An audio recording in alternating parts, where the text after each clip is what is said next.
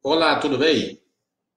Aqui é Marcos Moura, da Clínica Matrix, mais uma vez conversando com vocês sobre tópicos relacionados a tratamento de infertilidade conjugal, dicas e tudo mais.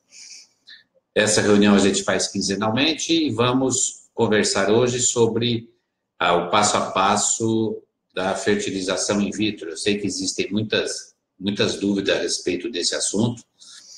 Vocês fiquem à vontade para perguntar, para conversar, para curtir, compartilhar, o que vocês quiserem, tá ok, gente? A minha intenção é sempre conversar mesmo, de ver o que a gente pode fazer para, pelo menos, aliviar um pouco as dúvidas e, principalmente, aliviar os aspectos emocionais que envolvem qualquer tratamento relacionado à infertilidade conjugal. Saliento mais uma vez que a minha intenção nunca foi a de substituir qualquer orientação médica, tá ok, gente? Quem está à frente do tratamento de vocês é o seu médico mesmo, tá ok? Bom, o que é fertilização in vitro? Eu acredito que todos vocês saibam, mas resumidamente, a fertilização in vitro é você unir o óvulo com o espermatozoide no laboratório. Por isso que ela é chamada in vitro, ou seja, no laboratório, não é in vivo. Depois que você junta o óvulo com o espermatozoide, você tem um embrião, e aí esse embrião é transferido para o útero, onde ele deve implantar, nidar, e aí você tem toda a gestação. Então, basicamente, é isso. Óvulo, espermatozoide, embrião, transferência. Quando você faz uma fertilização in vitro, basicamente ela tem três passos, vamos dizer assim, ou três etapas, melhor dizendo.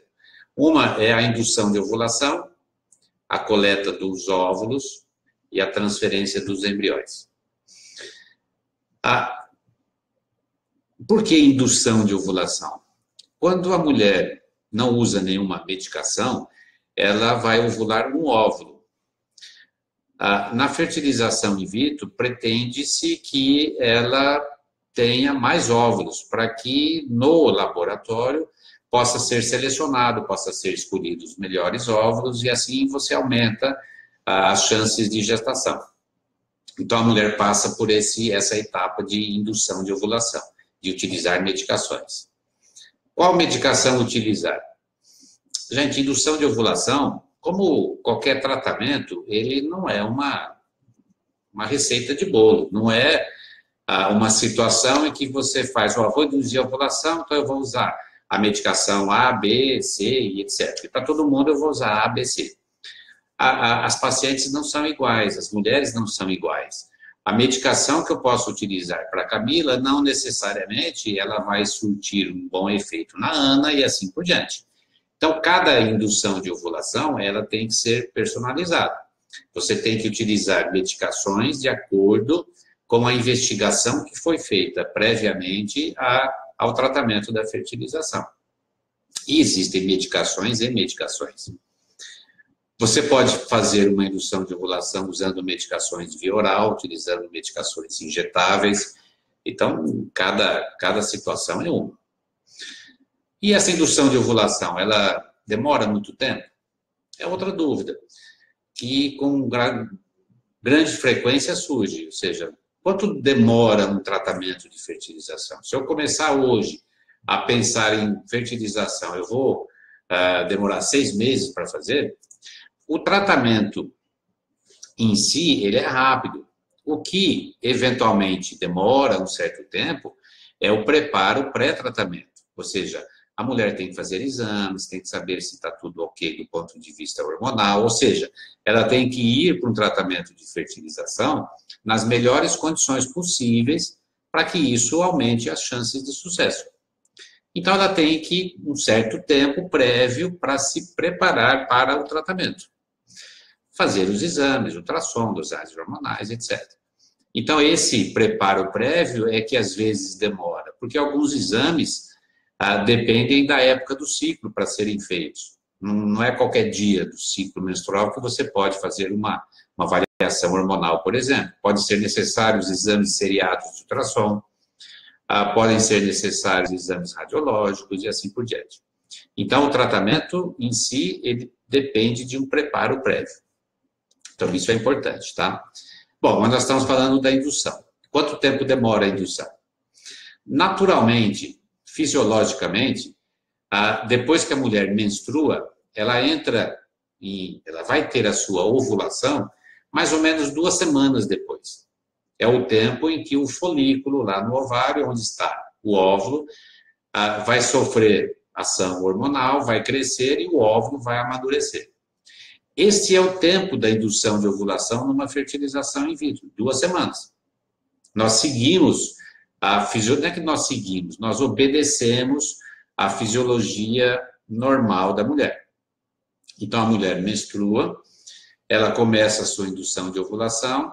Na primeira semana, os controles geralmente não são realizados, ela usa medicação em casa, é orientado como utilizar essas medicações. E aí, na segunda semana, sim, é que há necessidade de você avaliar se o que você está utilizando está sendo adequado ou não, se está surtindo o efeito que você deseja ou não. Ou seja, se a mulher vai ter realmente mais óvulos, para que com isso aumente as chances dela de sucesso. Na segunda semana, então, de indução de ovulação, são feitos exames de ultrassom. Esses exames são importantíssimos, porque é necessário que você tenha uma indução de ovulação, em primeiro lugar, segura. A indução de ovulação tem que ser segura, ela não pode oferecer grandes riscos para a mulher. Você veja que eu falei grandes riscos, eu não falei ausência de risco. Risco existe em toda situação, tá, gente? Mas ela não pode oferecer situações que possam comprometer o bem-estar da mulher. Ela não pode utilizar medicações, desenvolver um hiperestímulo, mas também ela deve utilizar medicações suficientes para que tenham óvulos. Então, essa indução de ovulação ela tem que ser controlada. E o melhor mecanismo para controle dessas medicações é a realização de exames de ultrassom, geralmente dia sim, dia não, na segunda semana de indução. Ok?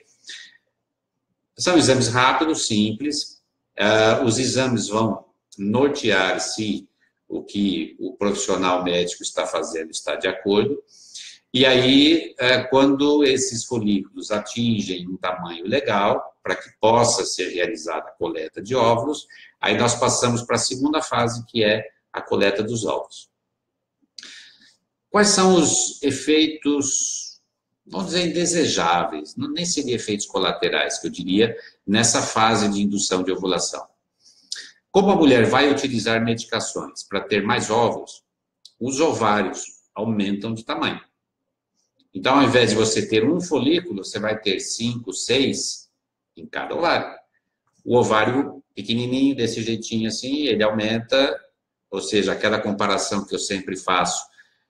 O ovário é uma azeitona, no final de 2 semanas ele está um limão. Isso incomoda a paciente. São 2 bolas lá dentro do abdômen, que quando ela vê algum movimento brusco, vai incomodar. Então, esse é o primeiro efeito que, com grande frequência, acontece na indução, desconforto. Lógico que, você imagine se você for descuidado e fizer uma indução de tal modo que esse ovário cresça exageradamente. Aí sim, aí vai ter consequências de dor importante. Mas, então, uma indução habitual causa desconforto. Esses folículos produzem hormônio. Esses hormônios, eles causam retenção de líquido. Então, a mulher vai perceber, ao final dessas 2 semanas, que ela engordou. Na verdade, ela não engordou, ela aumentou de peso às custas de retenção de água. Isso, na verdade, acontece com bastante frequência em ciclos naturais, gente. Se a mulher for... tem algumas mulheres que adoram saber como é que está o peso, né? Se ela se pesar toda manhã, ela acorda e pesa. Ao longo do ciclo menstrual, ela vai ver que ela habitualmente tem ganho de peso, por conta das ações hormonais. Só que, numa situação de fertilização in vitro, esse ganho de peso ele é maior, porque esses folículos vão produzir mais hormônios. Então, ela vai notar um pouquinho inchadinha, o abdômen fica um pouquinho distendido, fica mais difícil dela usar a mesma calça que ela estava usando lá no começo, mas não são geralmente efeitos indesejáveis. Como eu falei a vocês, a primeira semana de indução ela é tranquila. A segunda semana, a necessidade de fazer ultrassom seriado, dia sim, dia não, umas 3 vezes, mais ou menos. Isso causa uma perturbação no ritmo habitual de vida da mulher. Ela que está acostumada a seguir aquela rotina, ela muda um pouco, ela tem que ir no médico, ela tem que fazer exame, dependendo do exame, ela tem que comprar medicação, aí depois de 2 dias volta novamente para o exame de ultrassom. Então, outra situação que perturba um pouco é isso, ela ficar com o seu ritmo de vida um pouquinho comprometido, tá? Durante essa indução de ovulação. A medicação dói? Você está falando isso porque você não faz aplicação subcutânea todo dia. Lógico que não é confortável, né, gente? Não é um sorvete de chocolate você fazer uma aplicação subcutânea. Mas não é uma situação que seja uma tortura. Hoje as medicações são bem simples, elas não costumam causar irritação na pele. Existem algumas dicas que podem ser usadas, como gelo, fazer em locais diferentes, de um dia para o outro, mas são bem toleráveis. Tem alguns cuidados a você seguir quando se faz medicação injetável. No caso das medicações via oral, aí é tranquilo. A medicação oral não causa nenhum problema, tá ok? Oi, Fabiana, tudo bem? Boa noite. Você já fez 2 vezes aqui e não teve êxito, é uma pena. Não desiste não, Fabiana. Não estou dizendo para você fazer tratamento aqui, mas se Deus quiser, você vai conseguir, sim. O que a gente puder fazer por você, nós estamos aqui à disposição, tá? Nosso propósito é sempre fazer com que as pessoas fiquem felizes e que você consiga realizar o seu sonho.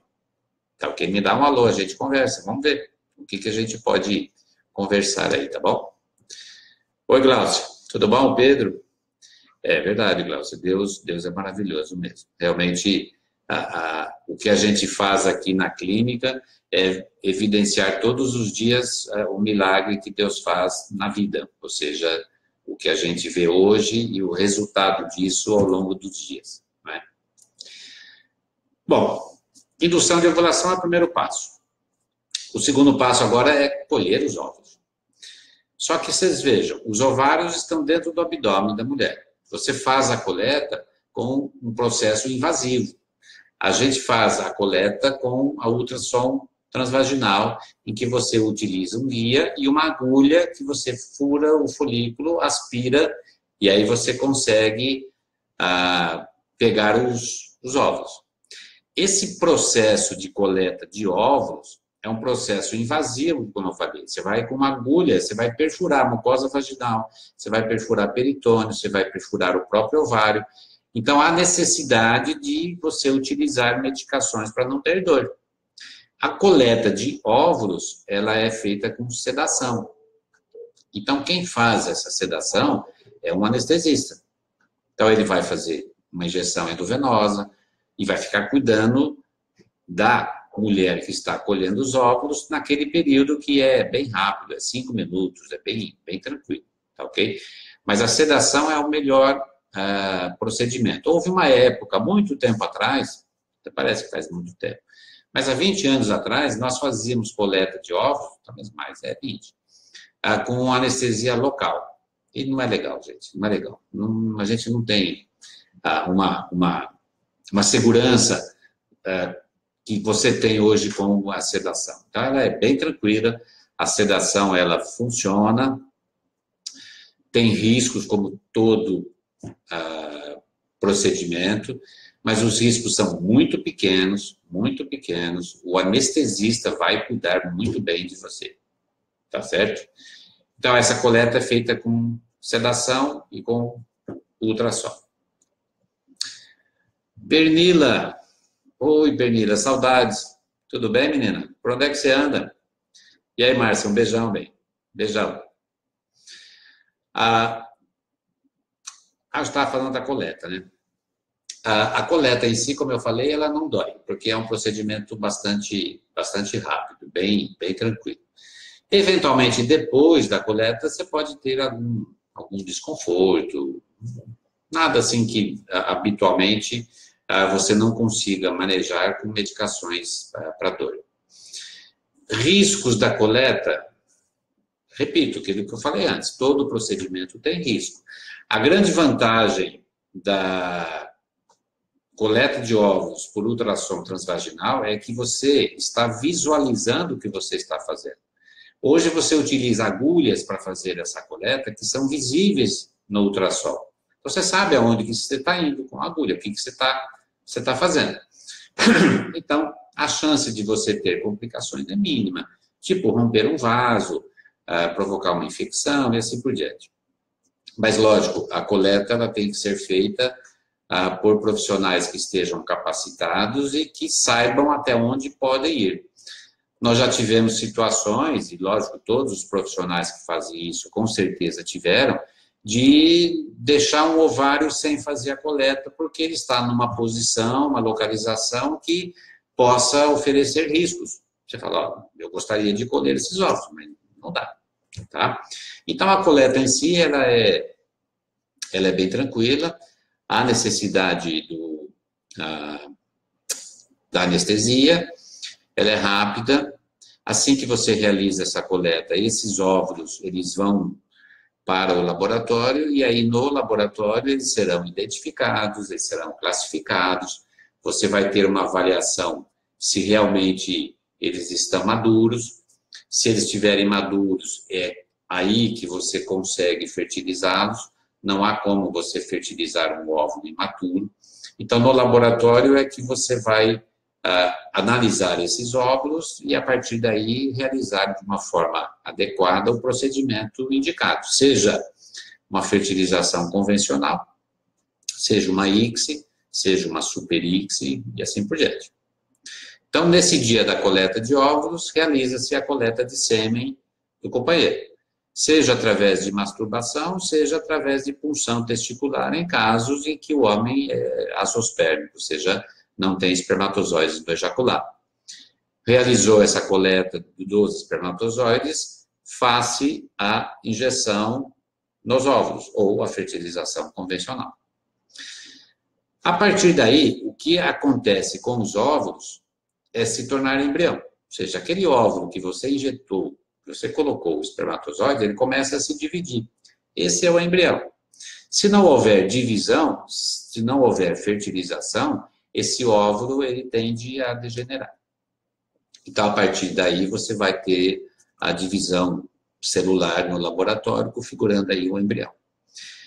Depois que você realiza a coleta de óvulos, não há uma recomendação especial para a mulher, exceto evitar dirigir, porque o anestésico pode ter uma diminuição de reflexo, observar se vai ter sangramento, mas ela pode ter uma vida normal. Vai para casa, tranquila, e volta depois para buscar os embriões. Nesse tempo, depois da coleta dos óvulos, é o tempo que lá no laboratório os embriologistas vão observar a evolução desses embriões. O que está acontecendo? Será que ele fertilizou, começou a se dividir ou não? E aí, a transferência, que é o terceiro passo do processo de fertilização, ela vai ser realizada 2 dias depois da coleta de óvulos, 3 dias depois, 5 dias depois. Qual o melhor dia? 2, 3 ou 5? Oi, Marinalva. Tudo bem? Boa noite. Boa noite, Natasha. A Marinalva pergunta se o peso acima atrapalha a fertilização de ovo-doação para a receptora. Quais exames são necessários? São todos esses que o senhor falou? Não, o peso, Marinalva, ele interfere na gestação. Então, a mulher que vai receber óvulos, se ela estiver acima do peso, sim, ele pode interferir. Pode interferir, não necessariamente. Tá? Os exames necessários, não necessariamente tem que ser feito todos esses que eu falei no início. Mas os mais comuns, sim, avaliação hormonal e ultrassonografia é imperativo para todas as mulheres. E cada caso é um, tá? Não existem exames, um padrão, um bloco de exames que você faz para todo mundo, tá? Dependendo do que você vai fazer, você vai ter exames que são mais importantes ou não. Dependendo da história da mulher, dos exames prévios, é que você vai decidir que exames vale a pena serem feitos, tá ok? Bom, eu falei transferir 2 dias, 3 dias ou 5 dias. Na verdade, existem várias coisas que devem ser consideradas, mas uma delas é o que o serviço habitualmente faz. Ele transfere com 2 dias, ele tem bons resultados com 2 dias. Então, transfere com 2. O que nós costumamos fazer é também personalizar, ou seja, nós transferimos, dependendo do que a gente vai ter em termos de história, exames prévios e, principalmente, qual foi o resultado da nossa coleta de óvulos, qualidade desses óvulos, qualidade dos espermatozoides e qualidade dos embriões, nós optarmos por uma transferência mais precoce, de 2 dias, ou uma transferência mais tardia, de 5 dias, quando a gente já está na fase de blastocisto, que é aquela fase em que o embrião está pronto, apto para implantar. Então, a transferência, repito, o que nós habitualmente fazemos é personalizar. Cada situação é uma.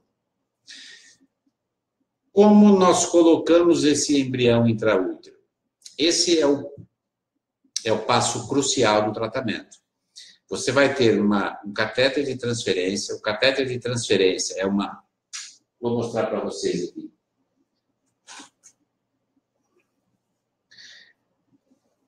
Bem fininho, bem pequenininho. Ele pode ser... Existem vários catéteres, mas de um modo geral, o catéter ele é bastante flexível. Ele é feito de um material que não é tóxico para o embrião. Ele é visível ao ultrassom. Então, esse catéter, ele visa você pegar o embrião que estava lá numa plaquinha e colocá-lo dentro do útero que você já preparou durante todo esse processo de indução. A transferência embrionária é um passo muito importante, mas é um passo em que ele é simples. Para a mulher é muito simples, não há necessidade de anestesia, porque você não vai machucar o útero, você não vai provocar dor. Se você fizer uma transferência e você estimular o útero, se você provocar contração uterina, isso a mulher vai referir através de dor, isso pode comprometer o resultado, porque a contração pode expulsar esse embrião, ou fazer esse embrião ir para a trompa, e aí favorecer a ectópica, e assim por diante. O que a transferência tem de negativo é, de novo, desconforto. Porque, habitualmente, esse é um procedimento bastante comum, ela é feita com ultrassom abdominal. E para você enxergar o útero no ultrassom abdominal, há necessidade de encher a bexiga.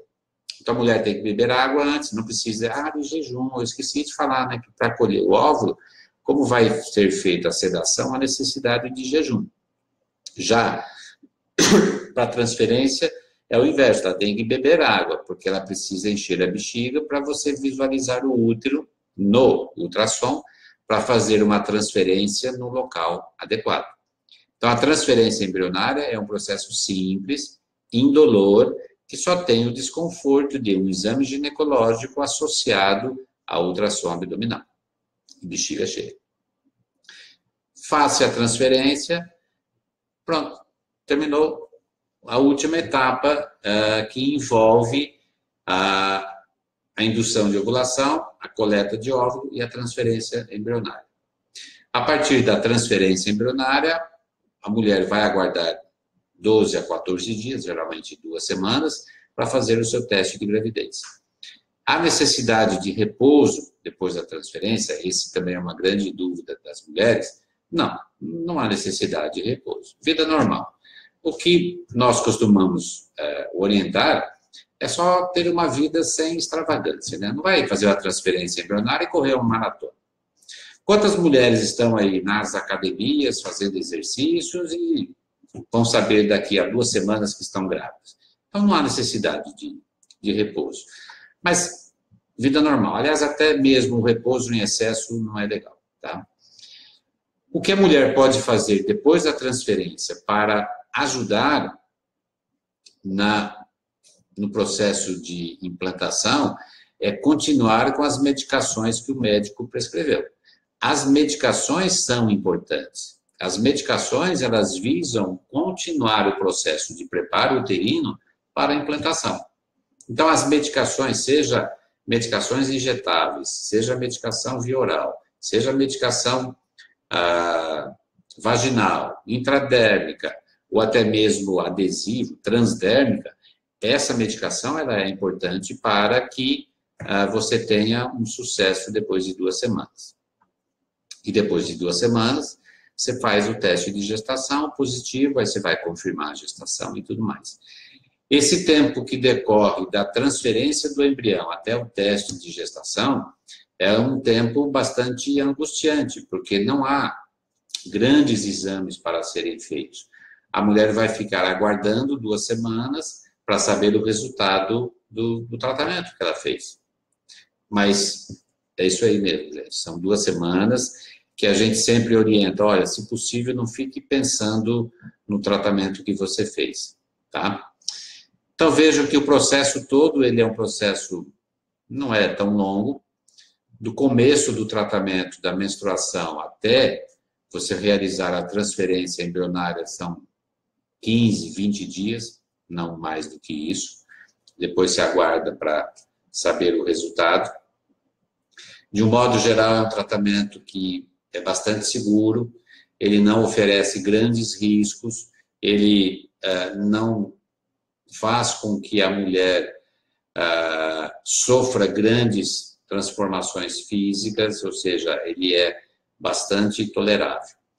Mas repito o que eu falei no início, é importante que você tenha consciência do que você vai utilizar de medicação para aquela paciente específica, para que você faça uma indução de ovulação que ofereça os melhores resultados para aquela paciente. Tá ok? E, lógico, é importante sempre o acompanhamento. O acompanhamento é fundamental, é você estar sempre ali do lado, para que você possa minimizar esses efeitos indesejáveis, que eu chamei, né, que é o aumento de peso, que é o desconforto abdominal pela distensão e assim por diante. Não vamos falar aqui sobre riscos desses procedimentos, além do que nós já falamos, porque todos os procedimentos têm riscos, mas são procedimentos bastante seguros, tá ok? É importante que você converse com o seu médico, que você saiba que se você for realizar um tratamento de fertilização, é um tratamento já realizado há bastante tempo e com drogas muito melhores do que há alguns anos atrás e com resultados bem mais tranquilos para a paciente. As medicações, elas são simples de serem utilizadas, elas não têm grandes efeitos colaterais. Vai mudar o humor? Não. Mas minha amiga fez e ficou nervosa, irritada. Lógico, existem as mudanças de cada paciente que acontecem ao longo do ciclo menstrual dela mesma. Então, existe toda uma mudança no ritmo de vida, como eu disse, e isso pode interferir também no seu dia a dia do ponto de vista psicológico, visto que você está fazendo um tratamento que ele em si já é um tratamento que oferece ansiedade. Mas, para terminar, gostaria só de agradecer a todos vocês, dizer que é um procedimento seguro, que dá resultados, e se o seu médico lhe indicou fazer uma fertilização in vitro, lógico, a gente sempre fica com medo, mas não fica não, tá? Fique tranquilo, que com certeza você vai encontrar um profissional que vai fazer um tratamento e vai te dar um resultado legal depois. Não desista, gente. Nem sempre a gente consegue aquilo que deseja de forma natural. Eventualmente, pode ser necessário uma ajuda. Pode ser que você precise fazer uma fertilização. E pode ter certeza que é um tratamento bastante seguro. Tá ok? Um beijo para todas vocês. Se vocês gostaram, pode compartilhar. Se tiver alguma dúvida, me faça que eu respondo a seguir. Tá ok? Até daqui a 15 dias. Se eu não veros, um Feliz Natal, um feliz 2018, que aquele sonho que você tem lá no seu coração, você consiga realizar nesse ano, mas principalmente eu desejo a você muita paz e muito amor. Um beijo. Tchau, tchau.